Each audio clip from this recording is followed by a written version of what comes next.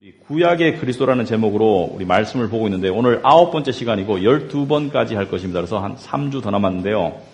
이 성경 전체, 특별히 구약도 마찬가지지만 성경 전체는 하나님이 이루어 가시는 구원의 역사이다. 구속의 역사이다. redemptive history다. 그런데 그 안에 주인공이 바로 예수 그리스도이다. 그래서 역사를 히스토리라고 그런다. 그랬죠. 제가 히스토리는 his story.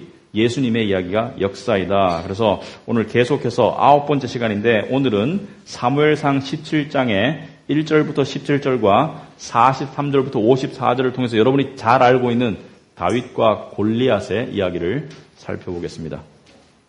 구약성경 435페이지 펴시면 되겠습니다.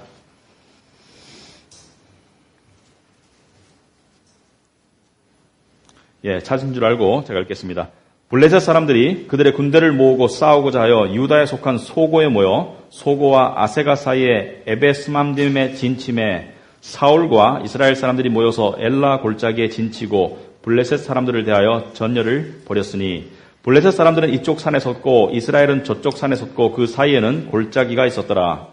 블레셋 사람들의 진영에서 싸움을 도두는 자가 왔는데 그의 이름은 골리앗이요 가드 사람이라. 그의 키는 6규빗 한 뼘이요 머리에는 노투구를 썼고 몸에는 비늘 갑옷을 입었으니 그 갑옷의 무게가 놋 5,000세겔이며 그의 다리에는 놋 각반을 쳤고 그의 어깨 사이에는 놋 단창을 메었으니 그 창 자루는 배틀채 같고 창 날은 철 600세겔이며 방패든 자가 앞서 행하더라.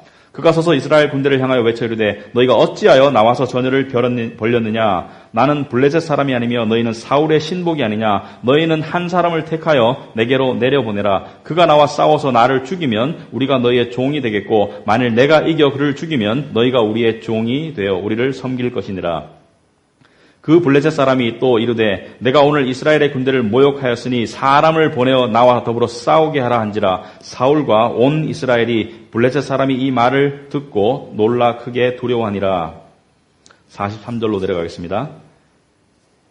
블레셋 사람이 다윗에게 이르되 내가 나를 개로 여기고 막대기를 가지고 내게 나왔느냐 하고 그의 신들의 이름으로 다윗을 저주하고 그 블레셋 사람이 또 다윗에게 이르되 내게로 오라. 내가 내 살을 공중의 새들과 들짐승들에게 주리라 하는지라. 다윗이 블레셋 사람에게 이르되 너는 칼과 창과 단창으로 내게 나아오거니와 나는 만군의 여호와의 이름 곧 네가 모욕하는 이스라엘 군대의 하나님의 이름으로 내게 나아가노라. 오늘 여호와께서 너를 내 손에 넘기시리니 내가 너를 쳐서 내 목을 베고 블레셋 군대의 시체를 오늘 공중의 새와 땅의 들짐승에게 주어 온 땅으로 이스라엘의 하나님이 계신 줄 알게 하겠고 또 여호와의 구원하심이 칼과 창에 있지 아니함을 이 무리에게 알게 하리라. 전쟁은 여호와께 속한 것이니 그가 너희를 우리 손에 넘기시리라. 블레셋 사람이 일어나 다윗에게로 마주 가까이 올 때 다윗이 블레셋 사람을 향하여 빨리 달리며 손을 주머니에 넣어 돌을 가지고 물매로 던져 블레셋 사람의 이마를 치매 돌이 그의 이마에 박히니 땅에 엎드러지니라. 다윗이 같이 물매와 돌로 블레셋 사람을 이기고 그를 쳐 죽였으나 자기 손에는 칼이 없었더라. 다윗이 달려가서 블레셋 사람을 밟고 그의 칼을 그 칼집에서 빼내어 그 칼로 그를 죽이고 그의 머리를 베니 블레셋 사람들이 자기 용사의 죽음을 보고 도망하는지라. 이스라엘과 유다 사람들이 일어나서 소리 지르며 블레셋 사람들을 쫓아 가이와 에그론 성문까지 이르렀고 블레셋 사람들의 부상자들은 사라임 가는 길에서부터 가두와 에그론까지 엎드러졌더라. 이스라엘 자손이 블레셋 사람들을 쫓다가 돌아와서 그들의 진영을 노략하였고 다윗은 그 블레셋 사람의 머리를 예루살렘으로 가져가고 갑주는 자기 장막에 두니라. 아멘. 기도하겠습니다. 하나님 아버지, 오늘 우리 크리스찬뿐만이 아니라 난 크리스찬들에게도 아주 잘 알려진 이 다윗과 골리앗의 이야기를 통해서 이 속에 들어있는 정말 깊은 영적인 의미를 보기를 원합니다. 특별히 이 속에 들어있는 주인공이 누구이신지를 또 보기를 원합니다.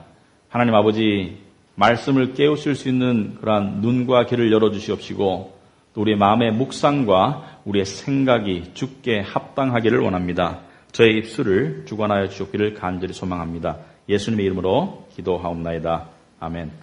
이 다윗과 골리앗의 이야기는 이 믿는 사람이나 믿지 않는 사람들에게도 다 알려진 이야기죠. 그래서 거의 속담처럼 격언처럼 쓰이는 표현입니다. 아주 힘센 상대와 힘이 아주 못 미치는 아주 나약한 상대가 맞붙었을 때, 예를 들어서 지금 월드컵 게임을 하고 있는데 브라질하고 축구를 아주 못하는 나라가 부딪혔을 때 다윗과 골리앗의 싸움이라는 이런 표현을 쓸 때가 있습니다. 그런데 이 하나님께서는 당신의 진리를 전달하실 때 성경 속의 여러 가지 사건들을 통해서 전달하시는데, 예를 들어서 삼손의 이야기라든지 아니면 여호수아가 여리고성을 정복하는 이야기라든지, 아니면 오늘같이 다윗과 골리앗의 이야기를 통해서 우리로 하여금 영적인 진리를 깨닫게 하시는데, 여러분들이 많이 들어서 익히 잘 아는 이야기겠지만 좀 더 자세히 구성을 해보자면, 지금 때는 기원전 한 1000년쯤 됩니다. 1000년 전입니다. 왜냐하면 이 다윗 왕이 왕위에 재위했을 때가 기원전 1010년부터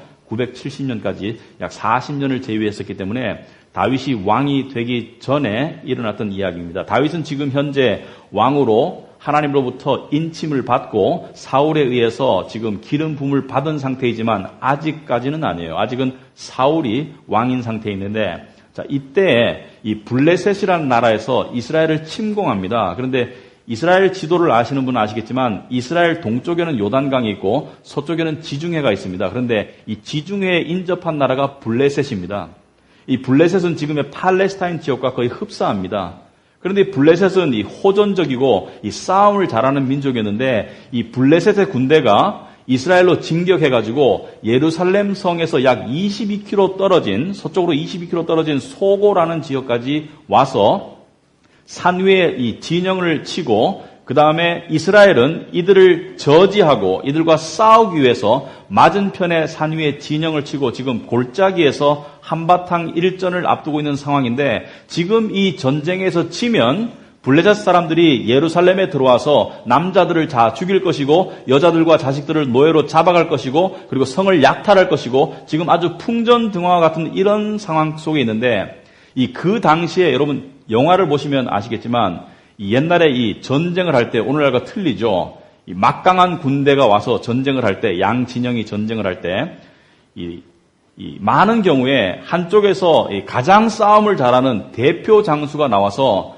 너희 진영에서 가장 잘 싸울 수 있는 사람을 보내거라, 우리 1대1로 한번 맞짱을 떠보자. 그래서 1대1로 싸워서 그 싸움을 이기게 되면 전쟁을 거의 이기게 됩니다. 왜냐하면 그 싸움을 이기는 쪽 편이 사기가 북돋아가지고 그 싸움을 진쪽 편을 향해서 진격하고 그들을 무찌를 수 있는 그런 담대력이 생기지만, 이 1대1 맞짱에서 지게 되면 상당히 전세가 불리하게 되는데, 지금 여기 블레셋 사람의 대표 장수가 바로 골리앗입니다. 골리앗. 그래서 골리앗이 4절에 보니까 블레셋 사람들의 진영에서 싸움을 도두는 자가 왔는데 그의 이름은 골리앗이요. 싸움을 도두는 자라는 것은 대표 장수라는 뜻이죠. 영어로 챔피언이라고 합니다. 여러분 영어 성경에 보면 champion named Goliath, 챔피언이라고 되어 있습니다. 이 골리앗이 나오는데 키가 6규빗 한 뼘이라 이 고대 사회에 이 거인족들이 있었는데, 이 골리앗은 거의 신장이 3m에 가까운 이 기형적인 거인이었습니다. 그리고 갑옷의 무게만 55kg였고 그 이외에 여러 가지 이 다리에 차는 것, 머리에 투구, 그다음에 각종 무기들, 그리고 자기의 방패를 맡은 자를 앞세워서 이 엄청나게 거대하고 그리고 싸움에 능하고, 그리고 손과 발이 길어서 내가 창으로 찌르려고 해도 닿을 수가 없죠. 상대방 창이. 왜냐하면 너무 크기 때문에. 그래서 이 사람이 이 골리앗이 서가지고 막 이 포효하면서 너네 대표를 보내라는 것이죠. 거의 상대할 자가 없는 그런 광경입니다. 그 8절에 이 골리앗이 하는 말이 나와 있습니다. 그가 서서 이스라엘 군대를 향하여 외쳐 이르되 너희가 어찌하여 나와서 전열을 벌였느냐? 어찌하여 싸우려고 마음조차 먹었느냐? 굉장히 이렇게 가소롭다는 뜻이죠. 우리를 이길 줄 알았더냐? 항복하지 않고 어떻게 나와서 싸울 생각을 했냐? 나는 블레셋 사람이 아니며 너희는 사울의 신복이 아니냐. 바꿔 말해서 우리는 전쟁에 능한 민족이고 너는 사울같이 늙은 왕의 지금 이 졸개들이 아니냐. 너희는 한 사람을 택하여 내게로 내려보내라. 그가 나와 싸워서 나를 죽이면 우리가 너희의 종이 되겠고, 만일 내가 이겨 그를 죽이면 너희가 우리의 종이 되어 우리를 섬길 것이니라. 지금 바꿔 말해서 1대1로 붙어서 희생을 줄이고 그냥 우리의 종이 되거라, 항복하라는 그런 통첩을 하고 있는 것이죠. 지금 전투에 나가 있는 이스라엘 군대나 지금 남아서 이 진영을, 전투를 지휘하고 있는 사울 왕이나 지금 이 진퇴양난에 지금 처해 있는 것이죠. 물러설 수도 없고 싸울 힘이 없는 것이죠. 특별히 골리앗 때문에. 이 골리앗 한 사람의 이 힘과 이 골리앗, 이 불멸의 존재 같은, 이 이길 수 없는 존재 같은 이 골리앗 때문에 앞으로 나갈 수 없는 상황에서 11절을 보니까 사울과 온 이스라엘이 블레셋 사람의 이 말을 듣고 놀라 크게 두려워하는지라. 이 고대 이 히브리 말에는 최상급을 잘 안 씁니다. 크게 두려워한다. 형용사와 이 동사를 씀으로써 이 두려움이 극에 달했다. 이 두려워서 어쩔 줄을 모르고 벌벌 떨고 있는 상황을 말하고 있습니다. 지금 이 군사들은 사기가 아주 저하되어 있고 마음이 녹았어요. 지금 골리앗 때문에 다 죽게 생겼어요. 그런데 이때 이스라엘에서 예상치 않은 인물이 등장을 합니다. 그게 다윗 왕이죠. 다윗. 아직 왕은 안 되었지만 다윗이 나타났는데, 다윗은 이새라는 사람의 아들 중에 8명의 아들 중에 막내입니다. 지금 다윗의 첫 번째, 두 번째, 세 번째 형은 3명의 형들은 지금 전쟁터에 나가 있고 4번째부터는 군대에 나갈 수 없는 그런 나이니까 8번째니까 얼마나 미소년이겠어요. 아직 신장이 자라지 못한, 아직까지도 남자로서의 근육이나 어떤 신장을 갖추지 못한 이 다윗이 사울 왕에 가가지고 나를 내보내달라고 말하니까 사울이 이게 선택이 될 수가 없는 제안을 하고 있는 것이죠.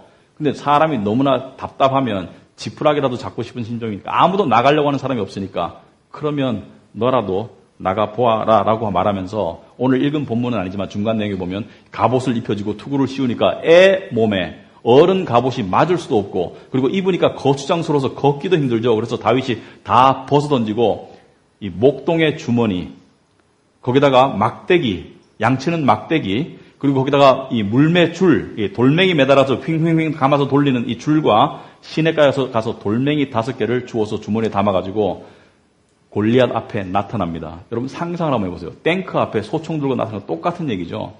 여러분 그러니까 골리앗이 보더니만은 우습고 어처구니가 없는 것이죠. 그래서 43절에 오면 블레셋 사람이 다윗에게 이르되 네가 나를 개로 여기고 막대기를 가지고 내게 나왔느냐? 여러분 이 스토리가 되게 이렇게 사실적이고 실제 있었던 이야기이기 때문에 되게 재밌어요. 네가 나를 지금 개 취급해서 막대기 들고 지금 나왔느냐? 하고 그의 신들의 이름으로 다윗을 저주하고 44절 보니까 그 블레셋 사람이 다윗에게 이르되 내게로 오라. 내가 네 살을 공중의 새들과 들짐승들에게 주리라 하는지라. 내가 너를 빨리 죽여서 이 먹잇감으로 만들 것이다. 다윗이 그 다음 하는 말들이 굉장히 믿음의 언어입니다. 45절에 다윗이 블레셋 사람에게 이르되 너는 칼과 창과 단창으로 내게 오거니와 나는 만군의 여호와의 이름 곧 네가 모욕하는 이스라엘 군대의 하나님의 이름으로 내게 나아가노라. 자, 너는 갖출 거 다 갖추고 나왔지만 세상에서 볼 때는 나는 나약하고 나는 미약하고 나는 힘없어 보이지만 나는 만군의 여호와의 이름으로 나아가노라. 바꿔 말해서 하나님의 능력으로 하나님을 대표해서 하나님의 백성을 위해서 나는 싸우러 나왔노라. 그리고 46절에 이렇게 말합니다. 오늘 여호와께서 너를 내 손에 넘기시리니 믿음이죠. 내가 이길 것이다. 내가 너를 쳐서 네 목을 베고 블레셋 군대의 시체를 오늘 공중의 새와 땅의 들짐승에게 주어 온 땅으로 이스라엘에 하나님이 계신 줄 알게 하겠고, 지금 바꿔 말해서 너만 내가 죽일 것이 아니라 너를 넘어서 너의 군대를 내가 죽여서 들의 짐승의 공중의 새의 먹이를 줌으로 말미암아 이스라엘의 하나님의 계심을 알게 하겠고, 47절에 또 여호와의 구원하심이 칼과 창에 있지 아니함을 이 무리에게 알게 하리라. 인간의 능력이나 인간의 가짐이나 인간의 재능에 달려있는 것이 아니라 구원은, 전쟁은 여호와께 속한 것인즉 그가 너희를 우리 손에 넘기리라. 여러분 이 멋있는 믿음의 표현이죠. 여러분 이 젊은 사람들 이거 들으면 좀 움찔하지 않나요? 이런 말 하고 싶지 않아요? 이 자기를 억누르는 이 회사 앞에 가가지고 이런 말 한 번 하고 싶지 않아요? 예? 이사나 부장 앞에 가가지고 네가 나를 억누르느냐? 나이도 어리지만 이 몸도 다 자라지 않았고 이 무기라고는 이 장난감 비슷한 물매와 돌멩이 5개를 가지고 나타나서 이런 말을 하니까 이 믿음이 대단하죠. 그러고 난 다음에 48절에 보니까 다윗이 쏜살같이 달려가가지고 물매에 돌을 매달아가지고 휑휑 감아서 던지니까 이 돌멩이가 정통으로 맞춰서 꽂혀서 이 골리앗이 쓰러지죠. 이 골리앗이 이 50절에 보니까 다윗이 같이 물매와 돌로 블레셋 사람을 이기고 그를 쳐 죽였으나 자기 손에는 칼이 없어서 가가지고 그 사람의 칼을 뽑아서 그의 목을 자르고, 그리고 나니까 놀라운 일이 일어났어요. 이때까지 벌벌 떨고 이때까지 기죽어가지고 이렇게 이 움츠려 있던 이스라엘의 병사들이 갑자기 함성을 지르면서, 그리고 이때까지는 기세 등등해서 골리앗 뒤에서 막 뻐기고 있던 이 블레셋의 군대가 뒤로 돌아 해가지고 막 쏜살같이 도망가는데, 그들을 쫓아서 그들의 땅 에그론까지 가면서 그들을 쳐 죽이고 그들을 부상시키고 그들의 물건을 가져오고, 그래서 전쟁을 승리로 이끌었다. 다 아시는 내용이죠? 제가 너무 흥분했나? 다 아는 내용을. 자, 근데 여러분 보세요. 여러분 이 이야기 다 알면서, 이 이야기를 들으면서 여러 편의 설교를 들었으리라 생각합니다. 주일학교 설교도 들으셨을 거고, 저는 이런 설교를 많이 들어봤었습니다. 네 인생의 골리앗이 누구냐? 입시냐? 취업이냐? 가정 문제냐? 경제 문제냐? 건강 문제냐? 네 인생의 골리앗이 누구냐? 신앙생활 때문에 오는 갈등이냐, 믿음의 문제냐, 하여튼 네 인생에 너를 압도하고 있는 그 문제, 그 골리앗이 누구냐? 믿음을 가지고 돌멩이 5개를 준비해라. 돌멩이 5개는 사람에 따라 좀 틀리지만 믿음, 말씀, 기도, 담대함, 열정 이런 거더라고요. 근데 어떤 리스트에도 말씀과 기도는 들어갑니다. 믿음하고. 이 2개는 약간 차이가 있어요. 그래서 이 5개를 준비해서 전쟁은 여호와께 속한 것이라는 찬양을 부르면서 그렇게 삶을 살아나가면 골리앗을 네가 쓰러뜨릴 것이다. 해보니까 안 쓰러지는 골리앗들이 많더라고요. 쓰러지기는커녕 점점 더 강해질 때도 있더라고요, 상대가. 도대체 뭐냐? 여러분, 우리는 하나님을 믿고 인생의 골리앗을 맞서서 싸우면 하나님이 승리를 줄 것이다. 다 틀린 말은 아닙니다. 일부 맞는 말이에요. 믿음을 가지고 인생의 기적의 승리를 맛보라. 여러분 그런 설교 들으면 가슴이 막 이렇게 뜨거워지죠. 네 인생의 이 기적을 이루어라. 하나님이 함께 하실 것이다. 여호수아처럼 돼서 말씀을 믿고 믿음으로 나아가면 하나님께서 승리의 주인공이 되게 해주시고 너는 기적을 맛볼 것이다. 그리고 기적을 맛보게 되거든 겸손해서 다음 기적을 기다리라 라고 들으면 귀에 쏙쏙 들어오는데, 문제는 성경적이지 않다는 데 있습니다. 요한복음 5장 39절에 뭐라 그랬습니까? 너희가 성경에서 영생을 얻는 줄 생각하고 성경을 연구하거니와 이 성경이 곧 내게 대하여 증언하는 것이니라.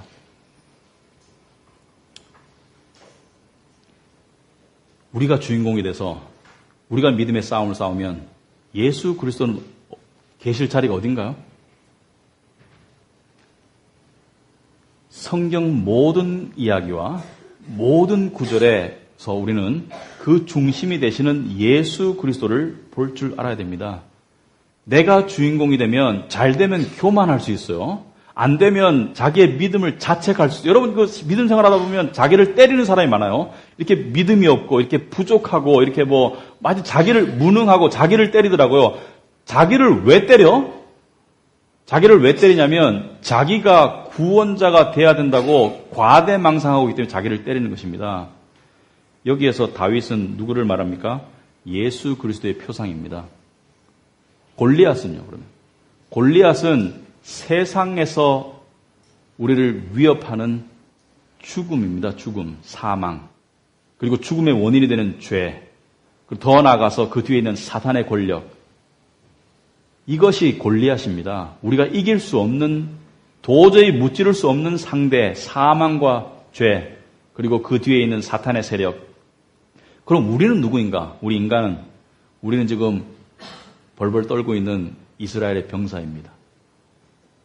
사람들은 이 죄와 사망과 세상의 이 위협과 세상의 압박 가운데서 벌벌 떨고 있고 축 처져 있고 어떻게든지 이 속에서 자신감을 회복해서 이 속에서 이 삶의 능력을 회복해서 살아가려고 버둥버둥거리는 우리 인간을 상징한다고 할 수 있습니다. 그래서 지금 이스라엘의 병사들은 골리앗의 포효 앞에서 모두 길을 펴지 못하고 벌벌 떨고 있듯이 이 세상에 어떤 사람도, 여러분이 볼 때 아무리 가진 사람도, 아무리 능력자도, 아무리 성공한 사람도 죽음이 부르면 노라고 말할 수 없어요.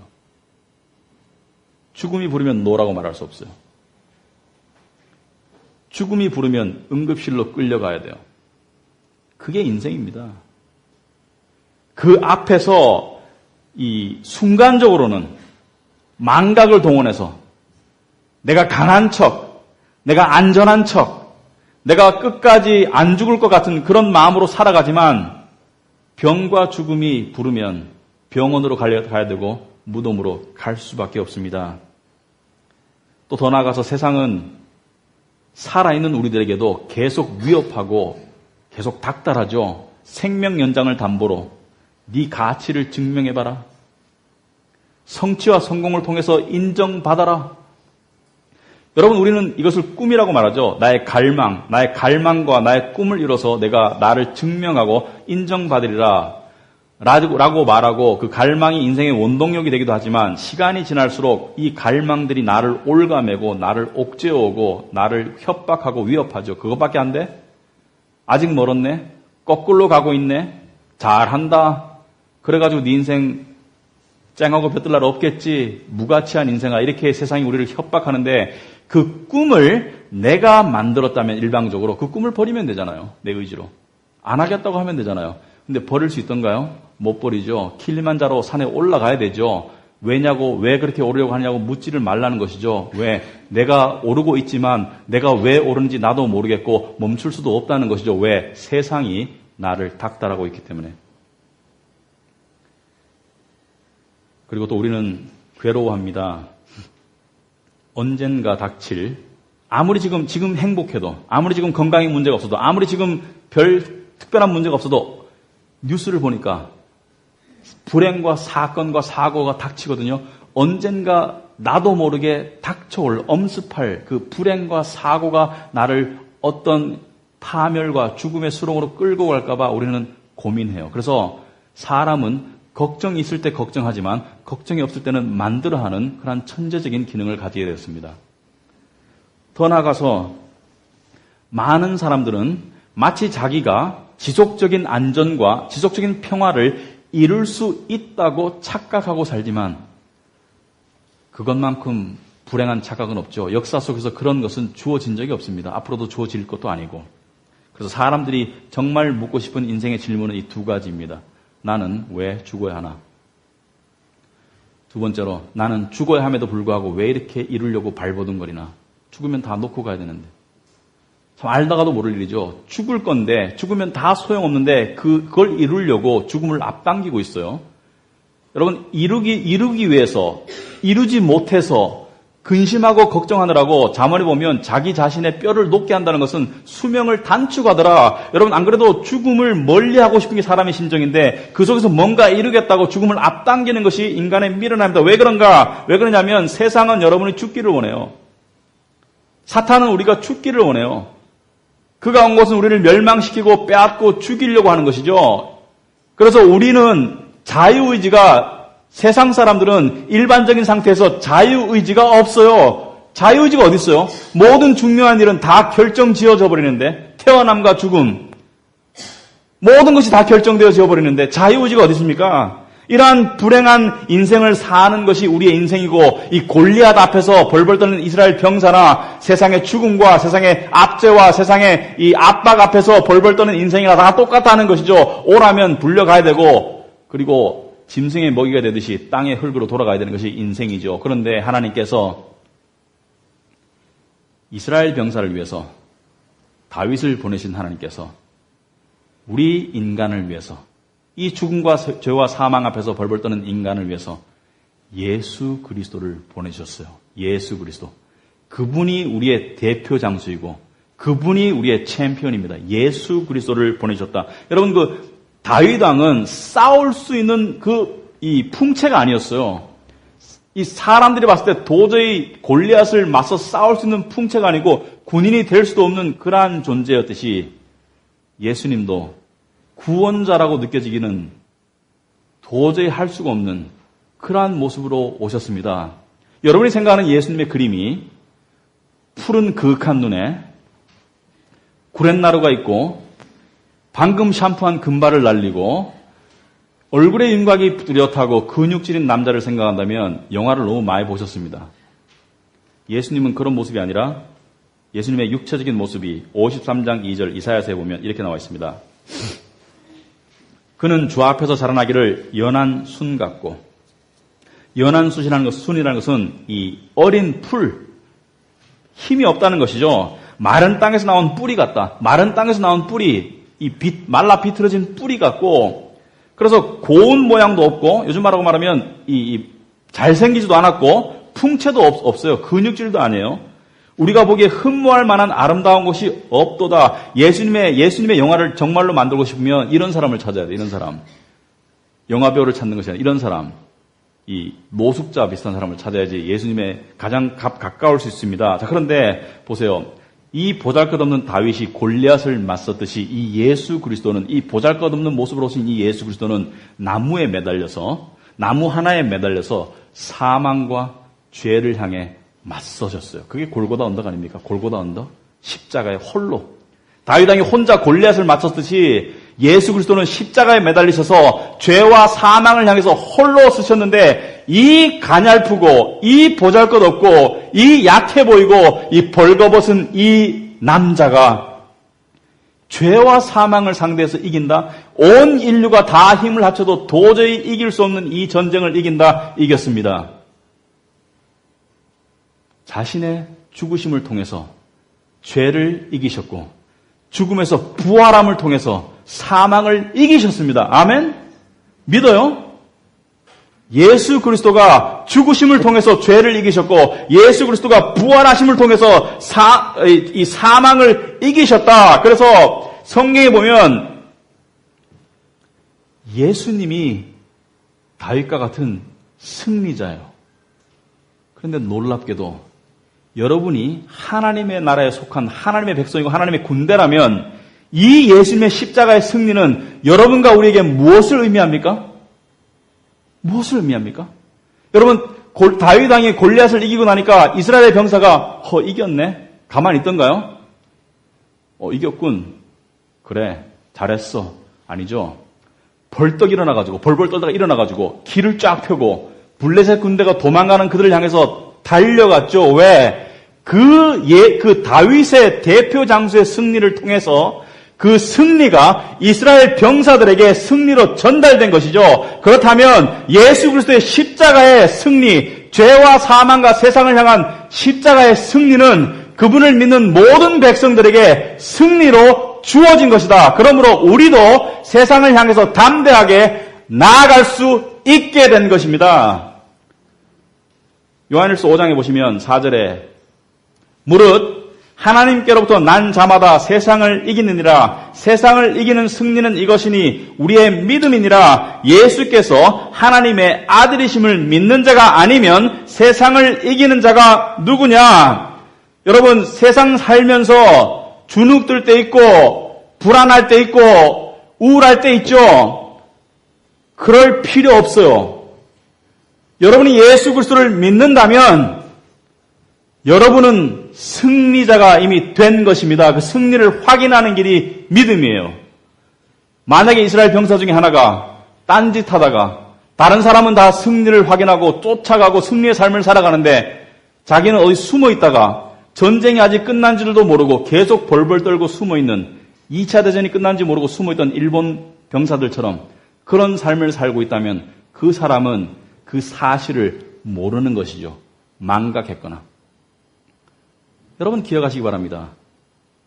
세상은 호락호락하지 않아요. 그러나 세상을 우리 주님께서 이미 이기셨어요. 그 승리 안에서 우리는 이김을 확인하는 전투밖에 남지 않았죠. 세상이 우리를 할 수 있는 것이 무엇입니까? 성경이 뭐라 했습니까? 몸만 죽일 수 있는 세상을 두려워하지 말아라. 세상이 우리에게 할 수 있는 것은 죽이는 것밖에 없어요. 죽이는 것. 우리 육체를 죽이는 것. 그럼 순교하면 우리에게 순교의 면류관이 주어지니까 그것도 좋은 일이겠죠. 사망도 우리를 물리칠 수 없어요. 그래서 고린도전서 15장 55절에 사도 바울이 이렇게 말하고 있죠. 사망아, 너의 승리가 어디 있느냐? 사망아, 네가 쏘는 것이 어디 있느냐? 무슨 말입니까? 사망아, 네가 이긴 것이 아니라 우리가 이겼다. 네가 쏘는 무기는 소용없다. 그런데 크리스찬도 죽잖아요. 그죠? 크리스찬도 죽잖아요. 우리도 죽어요. 물론. 그렇지만 크리스찬에게 죽음은 영원한 하늘나라, 승리의 나라로 들어가는 관문에 불과하다. 출입문에 불과하다. 크리스찬에게 죽음은 이 땅에서 초라하게 살다가 영광의 나라에 영광의 백성으로 데뷔하는 그러한 무대에 불과하다. 크리스찬에게 죽음은 이 땅에서 죄와 불행과 초조함과 이 땅에서 더러운 것과 이 땅에서 모든 추잡한 것들로부터 영원히 벗어나서 거룩한 나라의 거룩한 존재가 되는 그러한 관문에 불과하다. 여러분, 죽음에 대한 성경적인 인식의 전환을 가져와야지 여러분이 담대할 수 있어요. 여러분, 죽음이 두려우면 아직까지 믿음이 완성된 게 아닙니다. 특히 젊은 사람들, 죽음이 멀다고 생각하죠. 멀지만 죽음에 대해서는 미리 생각해 보세요. 왜냐하면 언젠가는 생각해 봐야 될 숙제이다. 그러므로 크리스찬에게 이 세상에서의 죽음은 믿는 자들에게는 더할 수 없는 축복이다. 여러분, 이걸 정말 믿습니까? 여러분이 예수 그리스도의 부활과 예수 그리스도의 십자가를 믿으면 여러분이 이러한 인식의 전환을 가지고 세상을 살아가야 되고, 이러한 인식의 전환은 여러분이 죽음의 상황이 다가오지 않더라도 세상을 살아가는 여러분의 자세에 상당한 변화를 가져옵니다. 여러분, 직장에서 협박이나 이 사회 속에서의 어떤 그 위기의 어떤 이 위험이 닥칠 때 여러분이 떨지 않을 수 있는 그 힘과 그 능력이 바로 십자가의 승리에서 온다는 것을 명심하시기 바랍니다. 여러분, 세상 사람들이 제일 싫어하는 것 중에 하나가 무시당하는 거예요. 무시당하는 거. 날 무시하는 거. 나를 무가치하게 바라보는 거. 그걸 무서워서 그 무시당하는 현장을 가지를 못해요. 나의 모습을 드러내지를 못해요. 그러나 무시당해 보세요. 무시당하세요.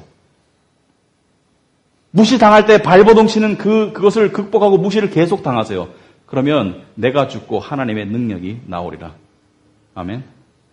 그러면 그 무시가 무섭지 않습니다. 무시해라, 무시해. 무시해라. 무시해. 나는 하나님의 자녀야. 무시해. 얼마든지. 예수 그리스도 이름으로 무시당하면 나중에 영광이 커진다니까 더 무시해라, 무시해. 개무시해라.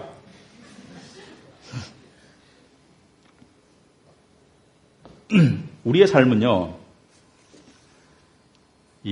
여러분 드라마 좋아하시죠? 마치 결말을 알고 있는 드라마를 살아가는 것과 똑같아요. 이게 믿음입니다. 여러분, 대장금 보신 분 많죠? 대장금. 저는 미국에 살았었는데 대장금 보는 게 일주일에 낙이었어요. 대장금 비디오 불려서 라면 끓여 먹으면서 대장금 보는 게 이 한국에 대한 향수를 달래는 낙이었습니다. 근데 대장금을 보니까 왜 재밌습니까? 고생하고 구박하고 아슬아슬하게 이렇게 없어질 것 같은 그 속에서 가슴 졸이고. 근데 나중에 대장금 어떻게 되는가요? 나중에 잘 됐죠. 성공하고. 대장금 두 번째 보라면 여러분 어떻게 보겠습니까? 고난당하고 무시당하고 아슬아슬한 상황을 보지만 속으로 뭐라 그래요? 나중에 다 잘 돼. 괜찮아. 해피엔딩이라는 말이죠. 여러분, 예수 믿으면 우리의 모든 운명은 다 이미 결정되었잖아요. 모든 중요한 게 다 결정되었잖아요. 여러분 그걸 믿습니까? 여러분 그걸 믿으면 현실의 고난과 현실의 이 아슬아슬한 상황과 현실의 무시당하는 상황을 바라보고 대하는 나의 마음과 나의 자세 달라짐이 와야 될까요? 안 와야 될까요? 분명히 와야 되죠. 여러분 그걸 정말 믿는다면, 사실인데 정말 믿는다면 그 믿음이 더할수록 현실의 고난과 현실의 고통과 현실의 무시당함이 나에게 그렇게 나를 쓰러뜨릴 수 있나요? 없나요? 없어요. 왜? 나는 나의 결말을 알아요. 다 봤어요. 이 글에서. 새하늘과 새 땅이 주어질 것이고 내 신랑이, 여러분의 신랑이 내가 가서 처소를 예배하면 데리러 올 거예요. 데리러 올 거예요. 그분은 약속을 지킬 거예요. 제가 고아원을 방문했을 때 오면 토요일만 되면 엄마 아버지가 올까봐 이 창문 밖을 이렇게 발돋움하는 애들을 봤어요. 그리고 밖에 나서 돌에 앉아있는 애들을 봤어요. 초조해하면서. 그런데 안 오는 엄마도 있어요. 매주 못 오니까. 안 오면 애들이 어떻게 돼요? 풀이 축축 춥죠. 근데 우리 아빠는 올 거예요. 오신다고 그랬어요. 그걸 기다리는 마음이 여러분의 가장 강한 갈망이 되기 전에는 크리스찬으로 살아가기 힘들어요. 그리고 또 인생에 힘든 일이 있을 때, 안 좋은 일이 있을 때 우리는 우리 스스로의 음성을 너무 많이 들어요. 그죠? 내 영혼의 소리에 너무 많은 귀를 기울여서 좌절하고 자빠지고 그 다음에 죄책감도 느끼고 너는 별 볼 일 없어. 너는 그거밖에 안 돼. 너 또 죄 지었지. 너 나쁜 놈이야. 이런 음성을 너무나 많이 듣고 있어요. 그런데 조심하세요. 우리가 우리의 음성에 귀를 기울이면 믿음의 삶을 살 수가 없습니다. 오히려 우리 스스로에게 하나님의 진리의 음성을 들려줘야 돼요. 그죠? 내 스스로에게서 나오는 이 음성을 들을 것이 아니라 이 불신앙의 음성을 들을 것이 아니라 내 영혼에게 하나님의 말씀으로 말해 줘야 돼요. 뭘? 진리를. 나는 별 볼 일 없어. 내 인생은 무가치해. 그럴 때 뭐예요? 너는 하나님의 자녀야. 하나님이 모든 섭리 가운데 너 안에서 아주 중요한 일을 이루어 나가고 있단다. 라는 진리의 음성을 들려줘야 된다. 그래서 시편 40편 11절 오면 여러분 주보에 안 나와 있습니다만 성경책 찾아보세요. 시편 41편 11절 오면 시편 기자가 이렇게 말하고 있습니다. 내 영혼아 네가 어찌하여 낙심하며 어찌하여 내 속에서 불안해하는가. 너는 하나님께 소망을 두라. 나는 그가 나타나 도우심으로 말미암아 내 하나님을 여전히 찬송하리로다. 이 시편 기자가 자기 영혼이 하는 영혼이 하는 이 넋두리나 영혼이 하는 이 징징거리는 음성에 귀를 기울이는 것이 아니라 이 영혼에게 말하고 있죠. 무엇을 말하고 있습니까? 진리를, 하나님을 소망해라. 하나님을 바라라. 하나님께 소망을 두고 그가 도우심으로 말미암아 너는 괜찮아질 거니까 미리 믿고 찬송해라. 그래서 우리 교회가 성경 말씀 외우는 캠페인을 하는 것입니다. 왜? 말씀을 외우고 있으면 내가 처한 상황에 따라서 그 말씀이 나에게 말씀하실 것이기 때문에 그 말씀의 진리가 나에게 말씀하실 때만 나의 삶의 구원과 나의 삶의 평강과 나의 삶의 안식이 주어질 수 있기 때문에 여러분이 불행하고 싶으면 여러분 내면의 음성에 계속 집착하시면 돼요. 우리는 진리가 아닙니다. 하나님이 진리입니다. 또 더 나아가서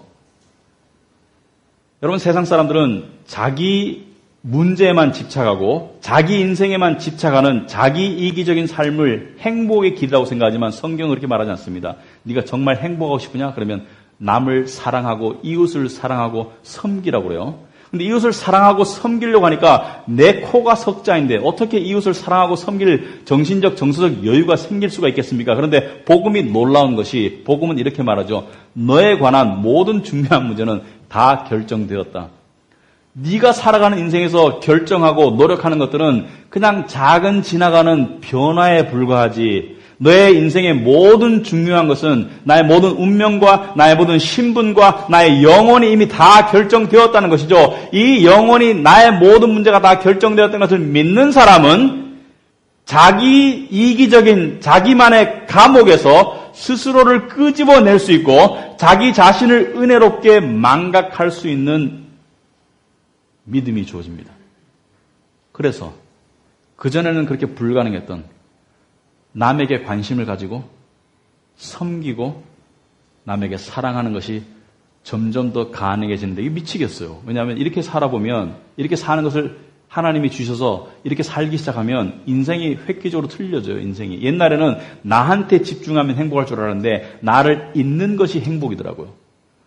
나한테 집중하고 나한테만 투자하면 그게 행복인 줄 알았는데 남에게 섬기고 하나님을 섬기는 것이 그것이 나에게 보람이더라고요. 여러분 해보지 않은 사람 몰라요. 맛보지 않은 사람 몰라요. 자기만의 감옥에 갇혀있는 사람은 이런 얘기하면 도저히 귀에 안 들어오지만 여러분이 복음을 받아들였다면 복음은 여러분이 여러분 스스로를 은혜롭게 망각하고 스스로의 감옥에서 나오도록 자유롭게 만들 것입니다. 이기심에서.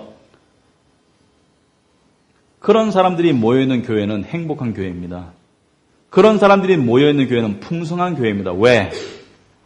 모두가 베풀려고 하면 모두가 풍성해져요. 그러나 모두가 자기 코가 석자이면 모두가 빈곤해지죠. 왜? 모두가 자기 중심에 빠지니까. 그러나 우린 그렇게 살 필요가 없어요.